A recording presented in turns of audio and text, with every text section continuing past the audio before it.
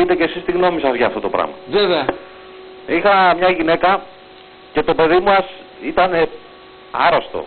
Ναι, ναι. Αλλά αυτή δεν το πρόσεχε και εμένα με άφηνε χωρίς φαγητά και τέτοια. Δεν είναι αλλά δεν τους είχαμε αυτούς. Με τον αδερφό της είχαμε τα προβλήματα που ήταν από το χωριό και κατέβαινε. Μάλιστα.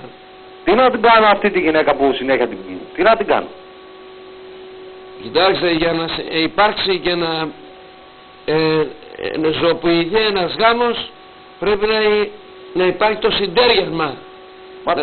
Να τη συντέριασα, το έκανα, ήταν εντάξει, ήμασταν. Αλλά τι να κάνω. Παρουσιάζει αυτή την αδυναμία. Δεν μπορώ άλλο όμως αυτό, γιατί άλλο το παιδί και άλλο όμως ένας άντρας, δεν νομίζετε κι εσείς. Βέβαια. Άλλο δεν είναι. Αν ήταν το ίδιο θα το ήταν αυτό. Μπορεί δηλαδή να είναι ένας γάμος με 2 γονείς και 4. Τέλος πάντων, αλλά αυτό δεν πειράζει. Θα τη βρω. Θα τη σκίσω. Τι πράγμα? Δεν μπορώ να το κάνω. Άλλο, άντε, θα σας αφήνω, συγγνώμη. Γεια.